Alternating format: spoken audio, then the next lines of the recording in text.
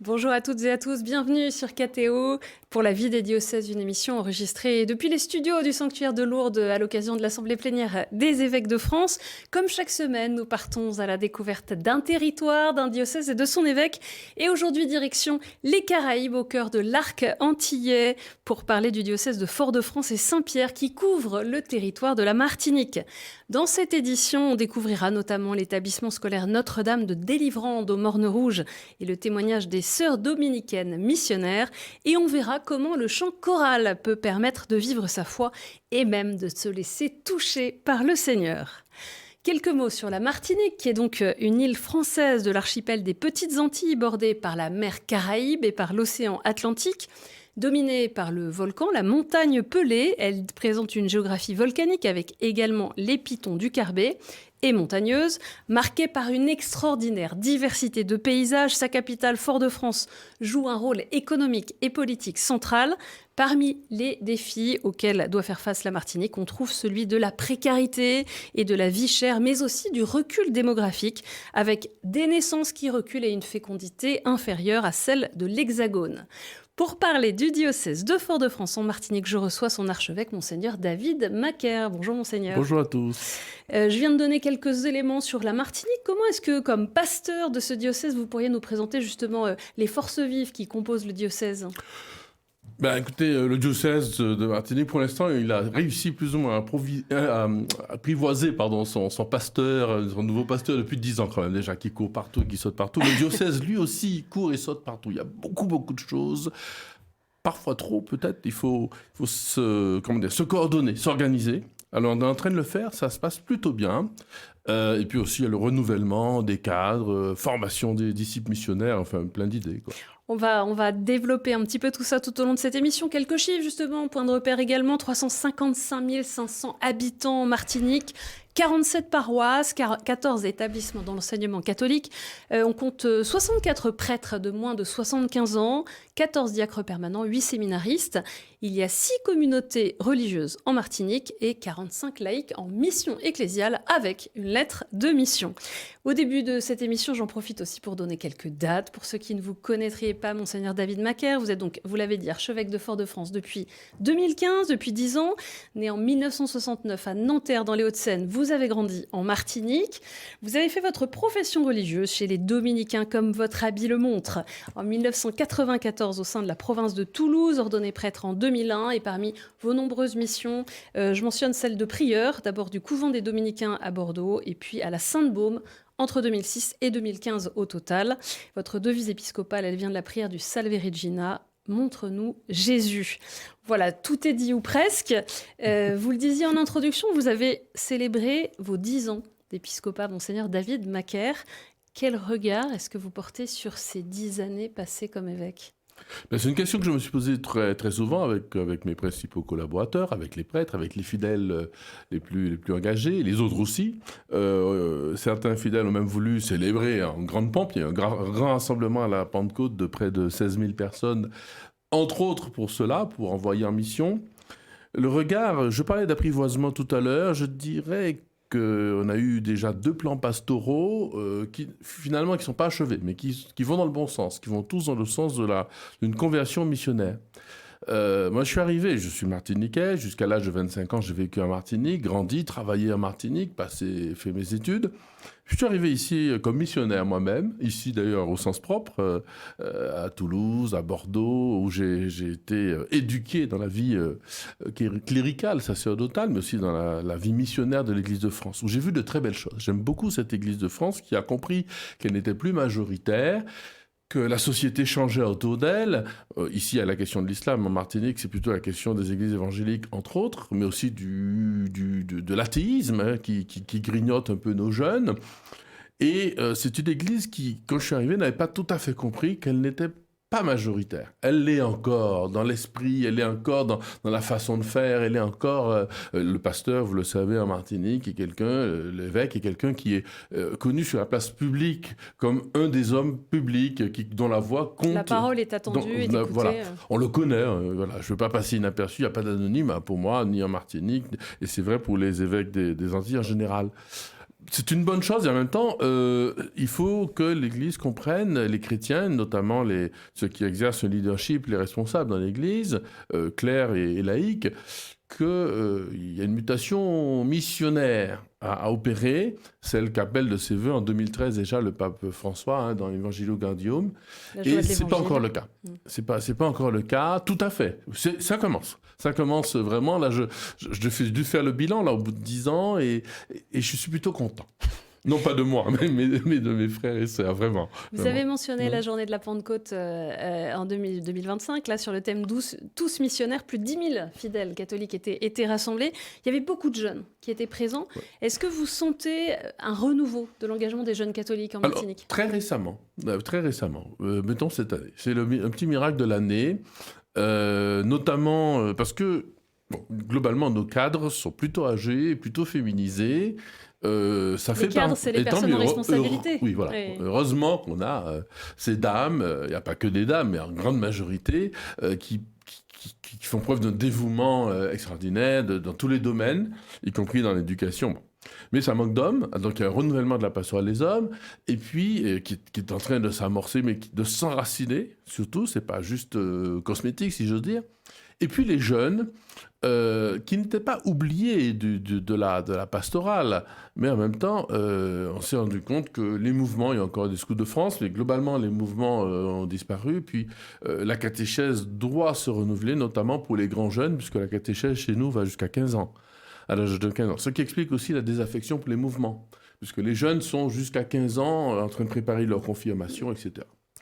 Et donc Là, depuis cette année, on a eu de très beaux rassemblements avec de très beaux projets pour les jeunes.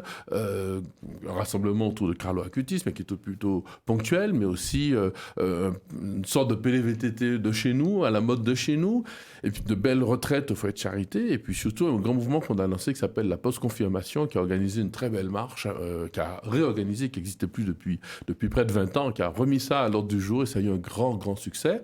Donc on sent que quelque chose se passe, plus les sessions, notamment toute la communauté du Chemin Neuf. Donc on sent que quelque chose se passe. Et puis là, récemment, juste avant de venir à l'Assemblée des évêques, un beau rassemblement, un peu dans le style du Frat, mais pas tout à fait, puisque chez nous, on ne loge pas sur place, on habite, c'est trop petit. Donc on rentre chez soi le soir en général. Mais 2 beaux rassemblements de jeunes, avec plusieurs centaines de jeunes, qui ont vraiment donné beaucoup d'espoir à toute la pastorale. Je vous propose maintenant de découvrir, alors vous le connaissez, mais ceux qui ne nous regardent pas forcément, de découvrir l'établissement scolaire Notre-Dame de Délivrande au Morne-Rouge, un établissement fondé en 1868. Quelle est la mission de cette école ? Quel témoignage portent aujourd'hui encore les religieux sur place, les sœurs dominicaines missionnaires de Notre-Dame de Délivrande ? Et quelle est la transmission de la foi catholique aux jeunes qui y sont scolarisés ? C'est un extrait du documentaire Sous le ciel des Antilles, réalisé par Adrien Pierre.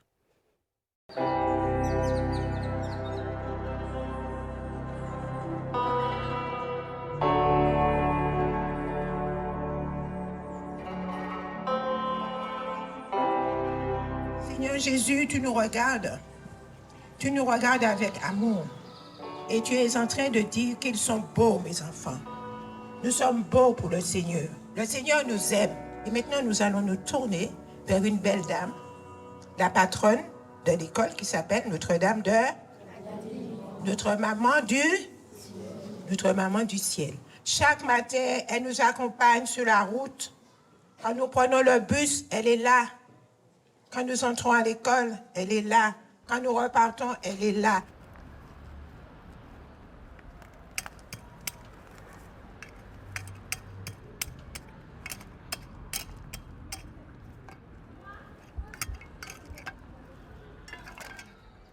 Nous sommes appelés à aider les gens à vivre vraiment humainement, spirituellement aussi. Donc nous avons le soin des malades. Nous avons l'éducation intellectuelle et l'éducation spirituelle.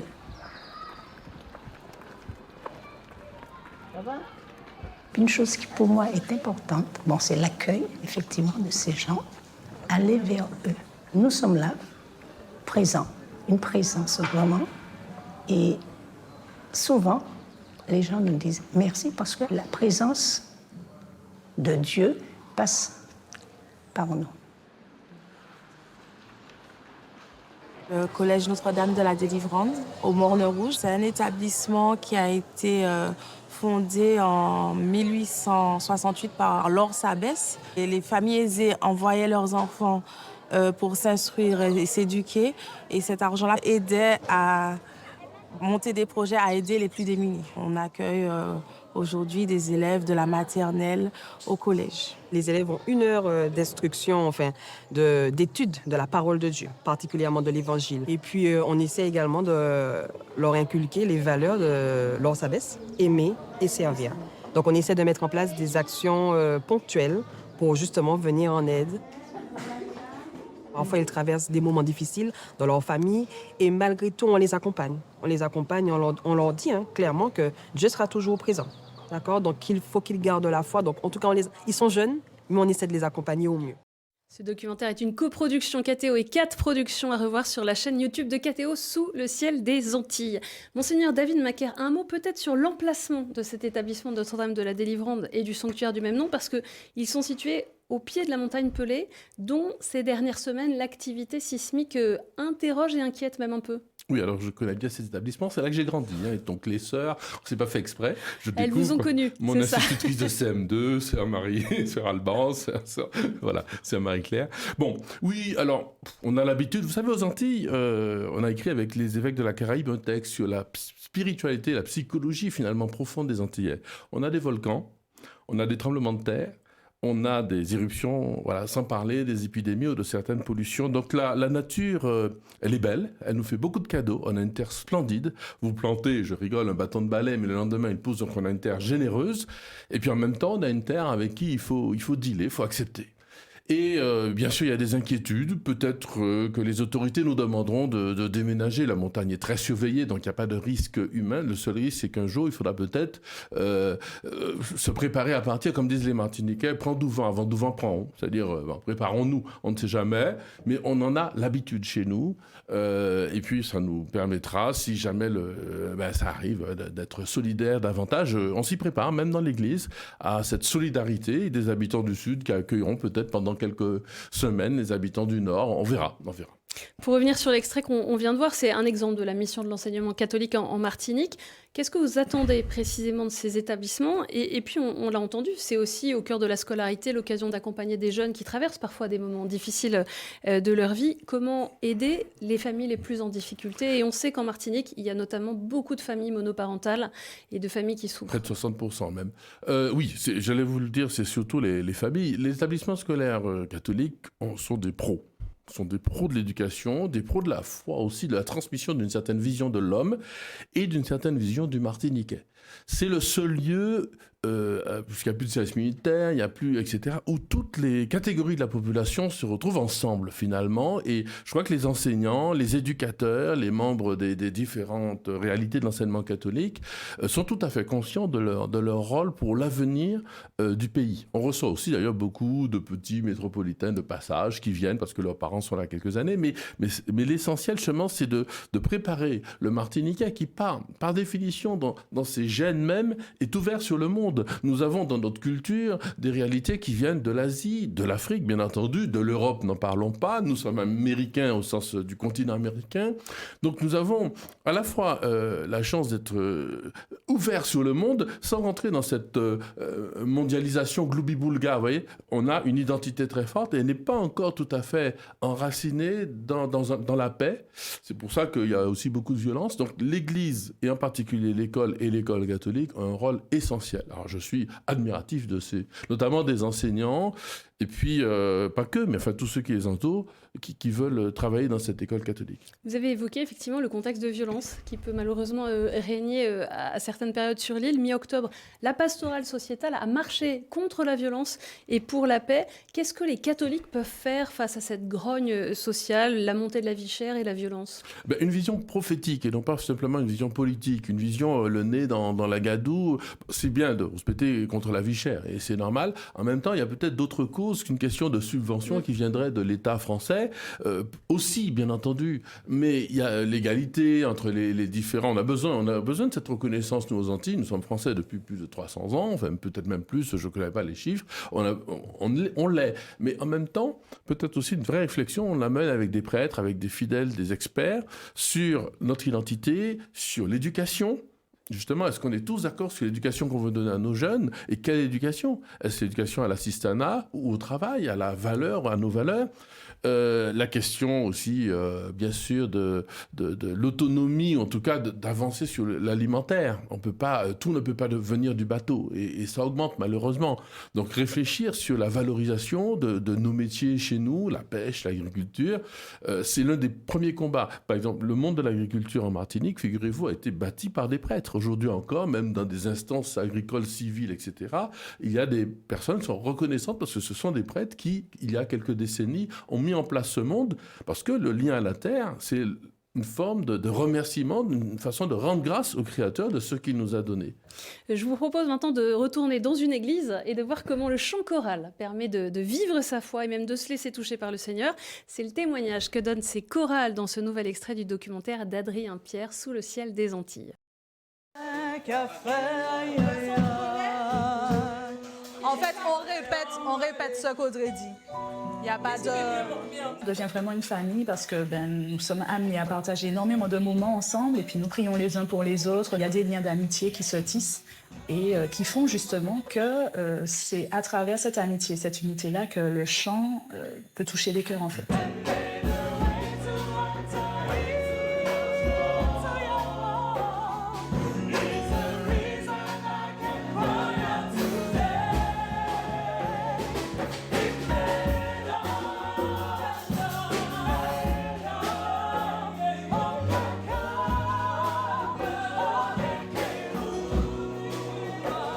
Beaucoup de chants que nous interprétons, ce sont souvent des chants justement qui parlent de notre misère, dans lesquels on crie vers Dieu en fait. Nous avons tous des cheminements qui ne sont pas forcément les mêmes, nous sommes tous plus ou moins proches de Dieu.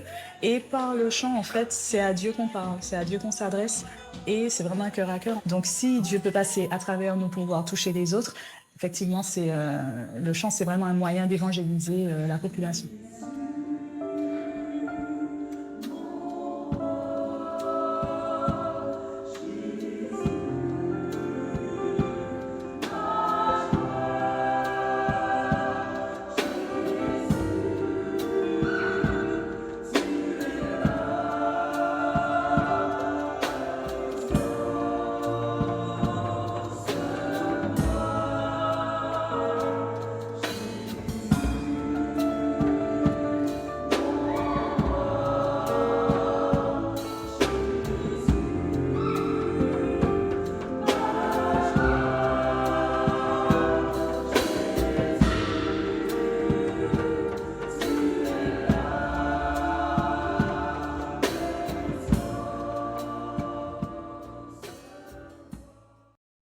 Cette plongée au cœur de cette chorale qui nous permet de vivre cette ferveur des Martiniquais. Plusieurs centaines, plusieurs milliers de personnes dans les chorales.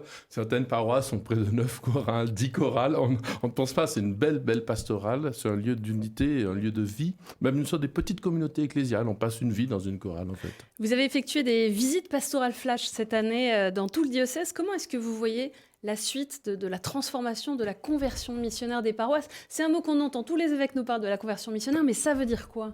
Alors chez nous, ce sera d'abord la question de l'appel. Comment on va renouveler nos cadres? Certains cadres responsables sont là depuis des décennies, plusieurs années. Comment on va réussir à s'adapter à ce monde qui a beaucoup changé partout? Mais en Martinique en particulier, vous faisiez référence, j'écoutais les chiffres, vous disiez 355 000 habitants. Quand je suis arrivé dans le diocèse il y a 10 ans, on était à 390 000. Donc vous voyez, on a quand même un effondrement démographique qui est assez, voilà, plus la société européenne, plus plein de choses qui débarquent, des idéologies aussi diverses. Et l'Église doit connaître dans l'action, dans la mouvance de l'Esprit Saint.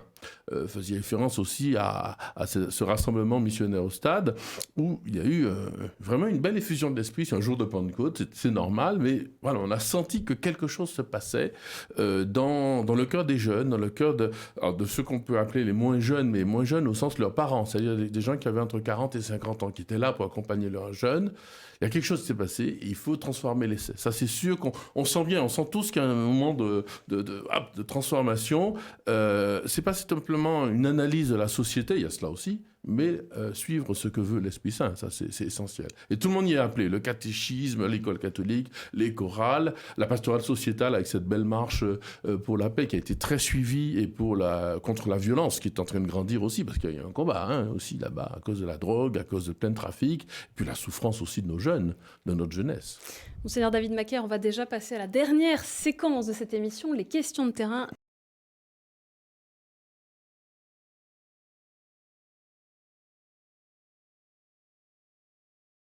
La première question, elle vient de Thomas de la paroisse du Lamentin, qui est en charge de la pastorale diocésaine des hommes, justement.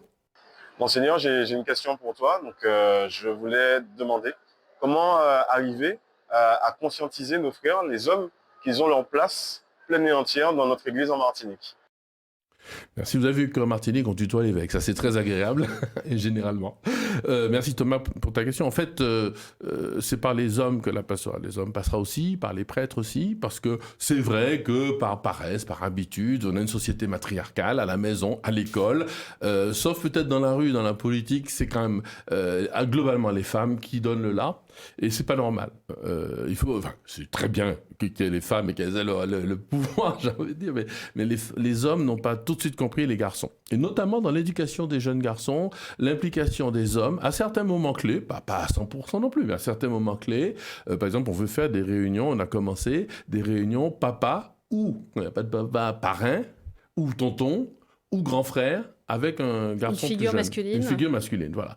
Et on s'est rendu compte que, par exemple, on a demandé la première fois, ça se passe il y a quelques années dans une paroisse, à des hommes de parler avec leur filleul ou leur fils ou leur fille. Et en fait, on s'est rendu compte que parfois, ils ne savaient pas parler à leurs jeunes. Donc, il y a toute une éducation, il y a une école des pères, une école des hommes, comme il y a une école des femmes à mener chez nous dans l'éducation. Et les hommes sont très heureux de reprendre leur place dans l'Église. Et en fait, tout le monde est heureux. Les femmes sont heureuses, les enfants sont heureux, sont fiers au final. On va passer aussi à la question de Léa. Elle est étudiante, elle a 20 ans, elle est à l'IUT de Martinique et membre de Belle-Église, Lamentin. On l'écoute. Je vous adresse cette vidéo pour vous poser 2 questions. Ma première question est: quel conseil auriez-vous pour nous, la jeunesse martiniquaise, qui vit au quotidien des difficultés telles que la violence, le chômage, l'exil et le manque de repères identitaires? Ma deuxième question est: pourquoi l'Église ne valorise-t-elle pas notre langue créole, notre culture et nos traditions au sein de la liturgie et de la catéchèse? Merci, Monseigneur. Alors, il y a beaucoup de questions, il nous reste 2 minutes. Bon, pour les jeunes, Tchemberet, les gars, Tchemberet, de toute façon, d'abord, il faut qu'ils soient ensemble. Donc, on a pris l'habitude aussi on n'a pas encore formé nos leaders jeunes. En fait, on a pris l'habitude de former des masses, parce qu'on avait l'habitude d'avoir mais il y a encore des paroisses qui ont 200 enfants par année de catéchisme. À la fin, ça fait près de 1000 enfants au caté, voilà. Donc, on a pris l'habitude d'avoir un peu des masses. Là, il faut arrêter, il faut former des élites parmi les jeunes, et c'est ce qui est en train de se passer. C'est-à-dire des leaders qui vont entraîner les autres. Ça, c'est très important. Pour la question du créole, elle est présente, mais attention, pour répondre à Léa, je sais qu'il y a une membre active de Belle est l'Église, c'est une œuvre formidable qui a été lancée par des laïcs et des prêtres et des artistes notamment, et qui a vraiment ancré la culture créole et dans l'Église et inversement, l'Église dans notre culture, pour qu'il n'y ait pas une sorte de séparation étanche. Il ne faut pas non plus que l'inculturation devienne un folklore, ni une sorte de particularité, c'est-à-dire une façon de nous fermer. Si vous venez à la messe en Martinique, il ne faut pas que ce soit une messe en créole auquel vous ne comprenez rien du tout. Il faut au contraire que notre culture prouve, et c'est ce qu'on est en train de faire avec Belle l'Église, qu'elle est capable de porter le message universel de tous les diocèses du monde, le message de l'Évangile. Et donc, c'est un travail qui n'est pas si simple que ça. Il ne suffit pas de mettre un peu de créole, un peu de madras et 3 tambours et dire ça y est. Sinon, c'est du folklore. Il y a un vrai travail. Et ce travail, je remercie Belle et l'Église parce qu'ils le font, notamment en inventant, j'ai envie de dire, des célébrations, des façons de chanter, de se positionner, qui ne sont pas forcément liées à la messe, mais qui sont propres et qui apportent quelque chose vraiment de plus à la spiritualité. Un peu comme le renouveau charismatique en son temps a apporté quelque chose et continue de propre. C'est pas forcément les messes, c'était des célébrations qui venaient porter l'ensemble et apporter une pierre nouvelle à l'édifice commun. Monseigneur David Macaire, vu le temps liturgique dans lequel nous sommes, on va fêter Noël dans quelques heures, dans quelques jours. L'évêque et le religieux dominicain que vous êtes, aidez-nous à comment accueillir cette bonne nouvelle de Dieu parmi nous. Jamais on a eu autant besoin de la présence du Christ dans le monde. D'abord, Noël, c'est une fête, Dieu merci, qui dépasse, j'ai envie de dire, les chrétiens maintenant, qui passe par le cœur des chrétiens. Dieu parmi nous. Beaucoup de non-chrétiens sont touchés, au-delà du foie gras et des grosses bouffes, sont touchés par Noël. Les cadeaux eux-mêmes que l'on fait sont signes de cette fraternité, de cet amour qui doit comme augmenter. Vous savez, les disciples disent « augmentons-nous la foi ». Noël, c'est le moment où le monde entier dit, pour ceux qui sont croyants, Dieu merci, ils savent d'où ça vient. Augmentons-nous l'amour. Augmentons-nous dans notre humanité, avec nos proches, avec ceux que l'on ne connaît pas et notamment avec les pauvres. Augmentons-nous l'amour. On va se quitter avec ces belles paroles. Merci beaucoup, Monseigneur David Macaire, d'être venu sur le plateau de la vie des diocèses. Pour en savoir plus sur le diocèse de Fort-de-France, sur l'Église catholique en Martinique, rendez-vous sur le site internet martinique.catholique.fr. Cette émission est bien sûr à retrouver sur kto.tv.com et sur les plateformes de podcast et l'application KTO Radio. Merci pour votre fidélité. Très belle fête de Noël à chacun d'entre vous et à la semaine prochaine.